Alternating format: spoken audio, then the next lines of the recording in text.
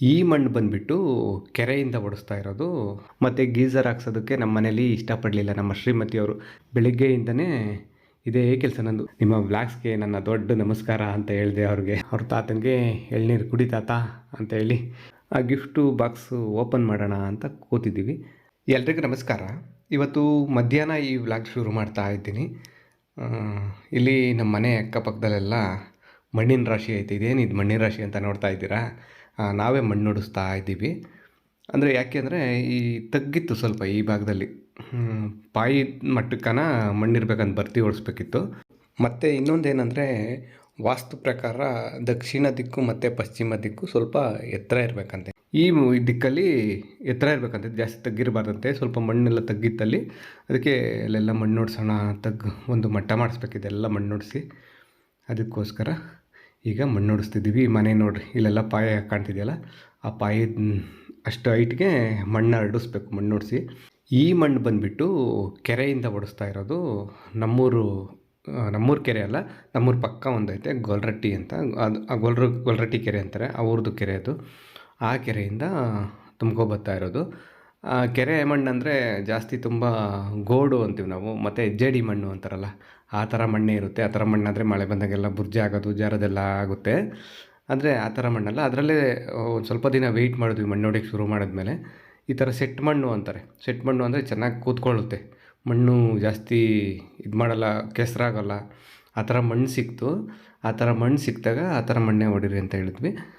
ಮತ್ತು ಇನ್ನೊಂದೇನು ಅಂದರೆ, ಈ ಮಣ್ಣು ಬಂದುಬಿಟ್ಟು ಕೆರೆಯಿಂದ ಹೊಡಿತಾವ್ರೆ ಅನ್ನಲ್ಲ, ಈ ಮಣ್ಣೆಲ್ಲ ಹೂಳೆತ್ತಿಸ್ತಾ ಇರೋದು. ಅಂದರೆ ಈ ಧರ್ಮಸ್ಥಳ ಸಂಸ್ಥೆ ಇದೆಯಲ್ಲ, ಧರ್ಮಸ್ಥಳ ಸಂಘ ಅಂತ ಮಾಡಿದ್ದಾರೆ ಹಳ್ಳಿ ಕಡೆ ಎಲ್ಲ, ಆ ಸಂಸ್ಥೆ, ಆ ಸಂಘದ ಕಡೆಯಿಂದನೇ ಎಲ್ಲ ಹೂಳೆತ್ತಿಸ್ತಾ ಇದ್ದಾರೆ ಕೆರೆದು. ನಮ್ಮೂರ ಕೆರೆದೂ ಹೂಳೆತ್ತಿಸಿದ್ರು, ಅಂದರೆ ಮಣ್ಣೆಲ್ಲ ತೆಗೆದು ಕೆರೆದು ಇದು ಮಾಡಿದರು. ಅದು ಏನು ಮಾಡ್ತಾರೆ ಅಂದರೆ, ಅವರು JCB, ಇಟಾಚಿ ಈ ಥರದ್ದೆಲ್ಲ ತಂದು ಅಲ್ಲಿ ನಿಲ್ಲಿಸ್ತಾರೆ ಅವರೇ. ಅದರಲ್ಲಿ ಮಣ್ಣು ತುಂಬ್ತಾರೆ. ಮಣ್ಣು ತುಂಬಬೇಕಾದ್ರೆ ಟ್ಯಾಕ್ಟ್ರಿ ಯಾರದೇ ಇದ್ದರೂ ಹೋಗಿ ತಗೊಂಡು ಅಲ್ಲಿ ಮಣ್ಣು ತುಂಬಿಸ್ಕೊಂಡು ಬರ್ಬೋದು. ಅಂದರೆ ಫ್ರೀ, ಮಣ್ಣು ತುಂಬೋದಕ್ಕೆ ಫ್ರೀ.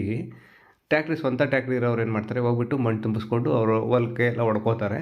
ಅದು ಫ್ರೀ ಮಣ್ಣು ತುಂಬೋದಕ್ಕೆ ಅವ್ರದ್ದು ಸಂಘದಿಂದ, ಧರ್ಮಸ್ಥಳ ಸಂಸ್ಥೆಯಿಂದ. ಮತ್ತು ಈಗ ನಾವು ಓಡಿಸ್ಬೇಕು ಅಂದರೆ ಏನಂದರೆ, ಟ್ಯಾಕ್ಟ್ರಿ ಇಲ್ವಲ್ಲ ನಮ್ಮದು, ನಾವು ಓಡಿಸ್ಬೇಕು ಅಂದರೆ ಟ್ಯಾಕ್ಟ್ರಿಗೆ ಒಂದು ಲೋಡ್ಗೆ ಇಷ್ಟು ಅಂತ ದುಡ್ಡು ಕೊಡಬೇಕಾಗುತ್ತೆ. ಅಂದರೆ ಅವರು ಎಷ್ಟು ದೂರ ಇದೆ ಕೆರೆಯಿಂದ ನಮ್ಮ ಹೊಲ ಎಷ್ಟು ದೂರ ಇದೆ ಅನ್ನೋದ್ರ ಮೇಲೆ ದುಡ್ಡು ತಗೋತಾರೆ. ಹತ್ತಿರ ಇರೋರಿಗೆ ಕಡಿಮೆ, ಇನ್ನು ಸ್ವಲ್ಪ ತುಂಬ ದೂರ ಹೊಲ ಇರೋರಿಗೆ ಸ್ವಲ್ಪ ಜಾಸ್ತಿ ದುಡ್ಡು, ಆ ಥರ ತಗೋತಾರೆ. ಮತ್ತು ದಿನ ಬಾಡಿಗೆನೂ ಅಂತಲೂ ಇದು ಮಾಡ್ತಾರೆ ನಮ್ಮ ಕಡೆ. ಟ್ಯಾಕ್ಟ್ರಿಗೆ ಒಂದು ದಿನಕ್ಕೆ ಬಾಡಿಗೆ ಅಂತ ಕೊಡ್ತಾರೆ. ಒಂದು ದಿನದ ಬಾಡಿಗೆಗೆ ಇಷ್ಟು 1000 ಅಂತ ಹೇಳ್ಬಿಟ್ಟು ಅದು ಕೊಟ್ಬಿಟ್ರೆ ಅವರು ಬೆಳಗ್ಗೆಯಿಂದ ಸಂಜೆವರೆಗೂ ಮಣ್ಣು ತುಂಬಿಸ್ಕೊಬಂದು ನಾವೆಲ್ಲಿ ಹೇಳ್ತೀವಿ ಅಲ್ಲಿ ಸುರಿದು ಹೋಗ್ತಾರೆ. ಆ ಥರ ನಮಗೆ ಏನು ಬೆಳಗ್ಗೆಯಿಂದ ಸಂಜೆವರೆಗೂ ಬೇಕಿಲ್ಲ, ಜಾಸ್ತಿ ಬೇಕಿಲ್ಲ ಮಣ್ಣು. ಒಂದು 8-10 ಲೋಡ್ ಮಣ್ಣಾದರೆ ಸಾಕು. ಅದಕ್ಕೋಸ್ಕರ ಲೋಡ್ಗೆ ಇಷ್ಟು, ಒಂದು ಲೋಡು ಮಣ್ಣಿಗೆ ಇಷ್ಟು ಅಂತ ಹೇಳ್ಬಿಟ್ಟು ಮಾತಾಡಿ ಮಣ್ಣು ಹೊಡಿಸ್ತಾ ಇರೋದು. ಈಗ ಟೈಮ್ ಬಂದುಬಿಟ್ಟು ಸಂಜೆ 4:15 ಆಗೈತೆ. ನಾನು ಏನು ಮಾಡ್ತಿದ್ದೀನಿ ಅಂದರೆ, ಚೀಲ ಇಟ್ಕೊಂಡು ಏನಪ್ಪ ಹಿಂಗೆ ಓಡಾಡ್ತಾ ಇದ್ದೀನಿ ಅಂದ್ಕೊಂಡ್ರೆ, ಇಲ್ಲಿ ತೆಂಗಿನ ಬುರೆ ಕುಡಿಕ್ತಿದ್ದೀನಿ. ತೆಂಗಿನ ಬುರೆ ಅಂದರೆ ನಮ್ಮ ಕಡೆ ಬುರೆ ಅಂತೀವಿ, ಬೇರೆ ಕಡೆ ಏನಂತಾರೆ ಗೊತ್ತಿಲ್ಲ. ಅಂದರೆ ತೆಂಗಿನ ಮರದಲ್ಲಿ ಒಣಗಿರುತ್ತಲ್ಲ ಕಾಯಿ, ಏನಾದರೂ ರೋಗದ ಕಾಯಿ ಅಥವಾ ಇಲಿ ಏನಾದರೂ ಕಚ್ಚಿಬಿಟ್ಟು ಬೀಳಿಸಿರೋದು, ಆ ಥರ ಕಾಯಿಯೆಲ್ಲ ಎಳ್ನೀರ್ಗೂ ಮುಂಚೆನೇ ಇಲಿ ಎಲ್ಲ ಎಳ್ನೀರು ಕುಡಿದು ಬೀಳಿಸುತ್ತೆ. ಆ ಥರ ಕಾಯಿ, ರೋಗದ ಕಾಯೆಲ್ಲ ಒಣಗಿ ಕೆಳಗೆ ಬಿದ್ದಿರುತ್ತಲ್ಲ, ಅದು ಕಾಯಿ ಇರಲ್ಲ ಅದರೊಳಗಡೆ, ಬರೀ ವೇಸ್ಟ್ ಅದು. ಆ ಥರದ್ದು ಕುಡಿತಾ ಇದ್ದೀನಿ. ಅದನ್ನು ಬುರೆ ಅಂತೀವಿ ನಾವು. ಬುರೆ ಕುಡಿತಾ ಇದ್ದೀನಿ ನಾನಿವಾಗ, ತೆಂಗಿನ ಬುರೆನ. ಇದು ಏನಕ್ಕೆ ಅಂದರೆ, ನೀರು ಕಾಯಿಸೋದಕ್ಕೆ. ನಾವು ಚಿಕ್ಕ ವಯಸ್ಸಲ್ಲೂ ಅಷ್ಟೇ ನೀರು ಕಾಯಿಸೋದಕ್ಕೆ ಈ ಥರ ಬುರೆಗಳ್ನೆಲ್ಲ ತೊಗೊಂಡು ತುಂಬ್ಕೊಂಡು ಹೋಗ್ತಿದ್ವಿ. ಹಂಡೆ ಒಲೆಗಳಿಗೆ ತೊಗೊಂಡೋಗಿ ಉರಿ ಹಾಕ್ಬಿಟ್ಟು ಹಂಡೆ ಒಲೆಗೆ ಹಾಕ್ಬಿಟ್ರೆ ಇದು ನಿಧಾನಕ್ಕೆ ಹುರ್ಕೊಂಡು ಚೆನ್ನಾಗಿ ಬಿಸಿ ಹಂಗೆ ಇರುತ್ತೆ ತುಂಬ ಹೊತ್ತಾದ್ರೂ. ಅದಕ್ಕೆ ಇವಾಗ ನೀರು ಕಾಯಿಸೋದಕ್ಕೆ ಬೇಕು ಅಂತ ಹೇಳ್ಬಿಟ್ಟು ಬುರೆ ಎಲ್ಲ ಕುಡಿತಾಯಿದ್ದೆ. ಹೆಂಗೂ ವೇಸ್ಟಾಗಿ ಬಿದ್ದಿತ್ತಲ್ಲ ಹೊಲದಲ್ಲಿ, ಅದಕ್ಕೆ ತುಂಬ್ಕೊಂಡು ಹೋಗಿ ಹಾಕಿದ್ರೆ ನೀರು ಕಾಯಿಸೋದಕ್ಕಾಗುತ್ತೆ. ಅಂದರೆ ಮುಂಚೆ ನಾವು ಚಿಕ್ಕ ವಯಸ್ಸಲ್ಲೂ ಇದೇ ಥರ ಅಂತ ಹೇಳಿದ್ನಲ್ಲ, ಅಂಡೆ ಒಲೆಗೆ ತೊಗೊಂಡೋಗಿ ಹಾಕ್ತಿದ್ವಿ ನೀರು ಕಾಯಿಸೋದಕ್ಕೆ. ಈಗ ಅಂಡೆ ಒಲೆ ಇಲ್ಲ, ಎಲ್ಲ ಗೀಝರು, ಸೋಲಾರು ಎಲ್ಲ ಹಾಕಿಸ್ತಾರೆ. ನಾವು ಸೋಲಾರ್ ಹಾಕಿಸ್ಲಿಲ್ಲ, ಸೋಲಾರ್ ಸ್ವಲ್ಪ ಕಾಸ್ಟ್ಲಿ ಆಗುತ್ತೆ ಅಂತ. ಮತ್ತು ಗೀಝರ್ ಹಾಕ್ಸೋದಕ್ಕೆ ನಮ್ಮ ಮನೇಲಿ ಇಷ್ಟಪಡಲಿಲ್ಲ ನಮ್ಮ ಶ್ರೀಮತಿಯವರು. ಗೀಝರಲ್ಲಿ ಸ್ನಾನ ಮಾಡಿಕೊಂಡ್ರೆ ಎಲ್ಲ ಕರೆಂಟ್ ಇದಲ್ವಾ, ತಲೆ ಕೂದಲು ಅದು ಇದು ಏನಾದರೂ ಆಗುತ್ತೆ, ಬೇಡ ಗೀಝರ್ ಹಾಕ್ಸೋದು ಅಂತ ಹೇಳಿದ್ವಿ. ಆಮೇಲೆ ಕೊನೆಗೆ ಅಂಡೆ ಒಲೆ ಕಟ್ಟಿಸ್ಬೇಕು ಅಂದರೂ ಅದಕ್ಕೂ ತುಂಬ ಜಾಸ್ತಿ ಏನೋ ಸ್ಪೇಸ್, ಜಾಗ ಬೇಕು, ಮತ್ತು ಸೌದೆ ಜಾಸ್ತಿ ಬೇಕು. ಜೊತೆಗೆ ಅದು ಹೊಗೆ ಎಲ್ಲ ಸುತ್ಕೊಳುತ್ತೆ, ಅಂದರೆ ಹೊಗೆ ಎಲ್ಲ ಹೊರಗಡೆ ಎಲ್ಲ ಬಂದು ಫುಲ್ಲು ಮಸಿಯಾಗುತ್ತೆ ಸ್ವಲ್ಪ, ಬೇಡ ಅಂತ ಹೇಳ್ಬಿಟ್ಟು ಕೊನೆಗೆ ಬಾಯ್ಲರ್, ಈಗೆಲ್ಲ ಬಾಯ್ಲರ್ ಬರ್ತಿದೆಯಲ್ಲ, ಆ ಥರ ಬಾಯ್ಲರ್ ಹಾಕ್ಸೋದು. ಅಂದರೆ ಗುಜರಾತ್ ಬಾಯ್ಲರ್ ಅಂತ ನಾವು ತಂದು ಹಾಕಿರೋದು, ಗುಜರಾತ್ ಬಾಯ್ಲರ್ ಅಂತಾರೆ ನಮ್ಮ ಕಡೆ. ಆ ಬಾಯ್ಲರ್ ತಂದು ಹಾಕಿದ್ದೀವಿ. ಆ ಬಾಯ್ಲರ್ಗೆ ಉರಿ ಹಾಕ್ಬಿಟ್ರೆ ಸಾಕು, ಬಿಸಿನೀರು ನಲ್ಲಿನಲ್ಲಿ ಬಿಸಿನೀರು ಬರುತ್ತೆ. ಈ ಗೀಜರು ಸೋಲಾರ್ನಲ್ಲಿ ಯಾವ ಥರ ನಲ್ಲಿನಲ್ಲೇ ಬಿಸಿನೀರು ಬರುತ್ತೋ ಅದೇ ಥರ ಬಯಸ್ಲು ಮನೆ ಒಳಗಡೆ ನಲ್ಲಿ ಒಳಗಡೆ ಬಿಸಿನೀರು ಬರುತ್ತೆ. ಅದಕ್ಕೆ ನೀರು ಕಾಯಿಸೋದಕ್ಕೆ ಉರಿ ಹಾಕೋದಕ್ಕೇ ಇದೆಲ್ಲ ಬುರೆಗಳ್ನ ತುಂಬ್ಕೊಂಡು ಹೋಗ್ತಾ ಇದ್ದೀನಿ, ಕೂಡ ಹಾಕ್ಕೊಂಡು ತುಂಬ್ಕೊಂಡು ಹೋಗ್ತಾ ಇದ್ದೀನಿ. ನಾನು ಬುರೆ ಎಲ್ಲ ಕೂಡ ಹಾಕ್ಕೊಂಡು ತೊಗೊಂಡು ಬಂದೆ. ಅಷ್ಟರಲ್ಲಿ ಟ್ರ್ಯಾಕ್ಟ್ರಿಯವ್ರೂ ಒಂದು ಲೋಡ್ ಮಣ್ಣು ತೊಗೊಂಡು ಬಂದರು. ಇಲ್ಲಿ ಮಣ್ಣು ಬೇಗ ಆಗುತ್ತೆ ಅಂದ್ಕೊಂಡಿದ್ವಿ, ಆದರೆ ಬೆಳಗ್ಗೆಯಿಂದ ಈಗ ಸಂಜೆ ಆಯಿತು ನೋಡಿರಿ, ಇನ್ನೂ ಹೊಡಿತಾವ್ರೆ. ಯಾಕೆಂದರೆ ಫ್ರೀಯಾಗಿ ಮಣ್ಣು ತುಂಬಿಕೊಡೋದ್ರಿಂದ ಅವ್ರ ಕೆರೆಯಲ್ಲಿ ಸುತ್ತಮುತ್ತ ಹಳ್ಳಿನಲ್ಲಿರೋ ಎಲ್ಲ ಟ್ರ್ಯಾಕ್ಟ್ರುಗಳು ಹೋಗಿದ್ದಾವಂತ ಅಲ್ಲಿಗೆ. ಅದಕ್ಕೆ ಸಾಲಾಗಿ ಕ್ಯೂನಲ್ಲಿ ನಿಂತ್ಕೊಂಡು ಹೋಗ್ಬೇಕಂತೆ, ಸಾಲಾಗಿ ಒಂದೊಂದೇ ಟ್ರ್ಯಾಕ್ಟ್ರ್ ತುಂಬಿಸ್ಕೊಂಡು. ಅದಕ್ಕೆ ಲೇಟ್ ಆಗುತ್ತೆ ಅಲ್ಲಿ ಲೋಡ್ ಮಾಡಬೇಕಾದ್ರೆ ಅಂತ ಹೇಳಿದ್ರು ಮಣ್ಣು. ಆಮೇಲೆ ನಮಗೆ ಮನೆ ಹಿಂದೆ ಮನೆ ಪಕ್ಕದಲ್ಲಿ ಮಣ್ಣು ಹೊಡ್ಸೋದ್ವಲ್ಲ, ಮಣ್ಣು ಅಲ್ಲಿಗೆ ಎಷ್ಟು ಬೇಕೋ ಅಷ್ಟು ಮಣ್ಣು ಸುರಿಸ್ಕೊಂಡ್ವಿ. ಆಮೇಲೆ ಮನೆ ಮುಂದೆ ಸಹ ಒಂದು ಸ್ವಲ್ಪ ತಗ್ಗಿತ್ತು, ಅಲ್ಲಿ ಒಂದು ಮಟ್ಟ ಮಾಡ್ಕೋಬೇಕು. ಮಣ್ಣು ಎತ್ತರ ತಗ್ಗೆಲ್ಲ ಇತ್ತು. ಸ್ವಲ್ಪ ಗೃಹ ಪ್ರವೇಶದ ಟೈಮಲ್ಲಿ ಏನೂ ಮಾಡೋಕ್ಕಾಗಲಿಲ್ಲ, ಅರ್ಜೆಂಟಲ್ಲಿ ಎಲ್ಲ ಗೃಹ ಪ್ರವೇಶ ಮಾಡಿ ಮನೆಗೆ ಬಂದರೆ ಸಾಕಿತ್ತು ಅನಿಸಿ ಒಳ್ಳೆ ದಿನ ಅಂತ ಹೇಳ್ಬಿಟ್ಟು ಮನೆಗೆ ಬಂದ್ವಿ. ಇಲ್ಲಿ ಸ್ವಲ್ಪ ಮಣ್ಣೆಲ್ಲ ಹೊಡೆಸಿ ಮಣ್ಣು ರೆಡಿ ಮಟ್ಟ ಮಾಡಬೇಕು. ಸ್ವಲ್ಪ ಇಲ್ಲೆಲ್ಲ ಒಂಚೂರು ಗಾರ್ಡನ್ ಥರ ಏನಾದರೂ ಮಾಡ್ಕೊಳ್ಳೋಣ ಅಂತ ಒಂದು ಪ್ಲ್ಯಾನ್ ಇದೆ, ನಮ್ಗೆ ಐಡಿಯಾ ಇದೆ. ಅದಕ್ಕೋಸ್ಕರ ಇಲ್ಲೂ ಮನೆ ಮುಂದೆನೂ ಸ್ವಲ್ಪ ಮಣ್ಣು ಹೊಡಿಸ್ಬೇಕಿತ್ತು. ನೋಡಿರಿ, ಬೆಳಗ್ಗೆಯಿಂದನೂ ಇದೇ ಕೆಲಸ ನಂದು. ಟ್ರ್ಯಾಕ್ಟ್ರ್ ಬಂದಾಗೆಲ್ಲ ಇಲ್ಲಿಗೆ ಮಣ್ಣು ಬಿಡಬೇಕು ಅಂತ ಹೇಳೋದು, ಎಲ್ಲಿಗೆ ಬೇಕೋ ಮಣ್ಣು ಅಲ್ಲಿಗೆ ಜಾಗ ತೋರಿಸಿ ಆ ಟ್ರ್ಯಾಕ್ಟ್ರದ್ದು ಹಿಂದ್ಗಡೆ ಡೋರ್ ಓಪನ್ ಮಾಡೋದು, ಮಣ್ಣು ಸುರಿತಾರೆ, ಟ್ರ್ಯಾಕ್ಟ್ರಿಗೆ ಹೋಗುತ್ತೆ. ಬೆಳಗ್ಗೆಯಿಂದ ಇದೇ ಕೆಲಸ ನಂದು. ನೋಡಿ, ಈಗ ಸಂಜೆ ಆಗೈತೆ. ನಮ್ಮ ಶ್ರೀಮತಿಯವರು ಮುಖ ತೊಳ್ಕೊಬಂದು ಈಗ ನಮ್ಮ ಜಾಣೆ ಮಗಳಿಗೂ ತಲೆ ಬಾಚ್ತಾವ್ರೆ.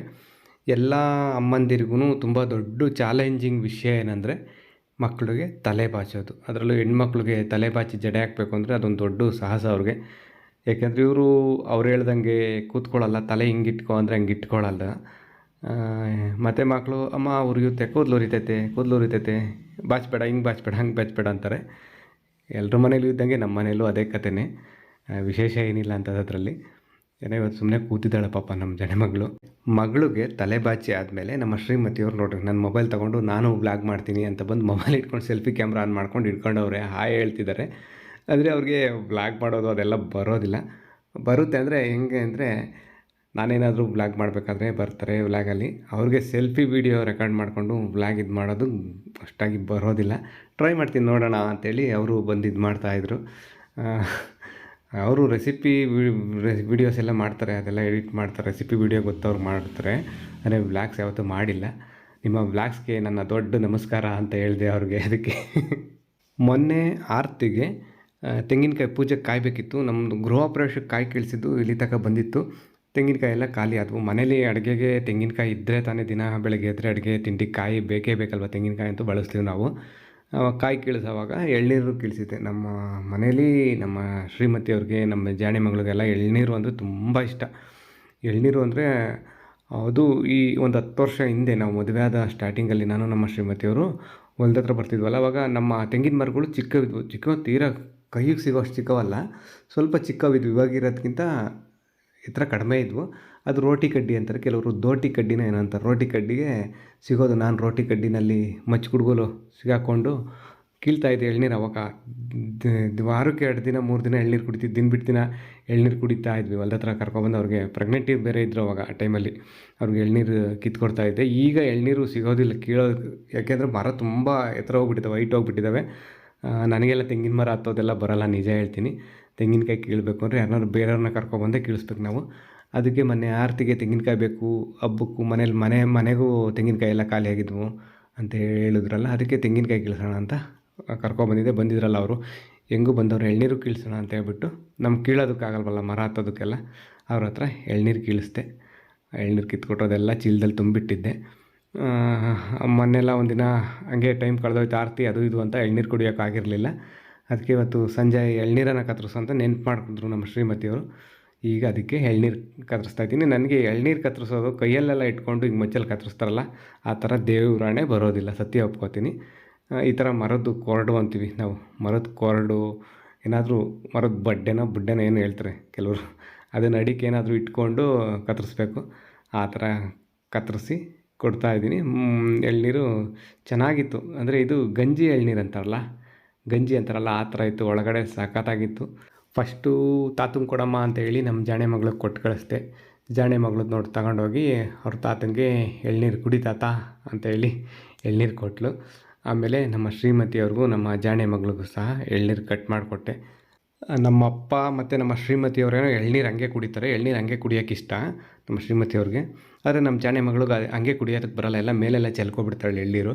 ಅದಕ್ಕೋಸ್ಕರ ಅದನ್ನು ಎಳ್ನೀರ ಕತ್ತರಿಸಿದ್ನ ಒಂದು ಚೊಂಬುಗೆ ಬಗ್ಗಿಸಿ ಅಲ್ಲಿಂದ ಆ ಎಳ್ನೀರನ್ನ ಒಂದು ಲೋಟಕ್ಕೆ ಹಾಕ್ಕೊಟ್ಟೆ ಕುಡಿ ಅಂತ ಹೇಳ್ಬಿಟ್ಟು.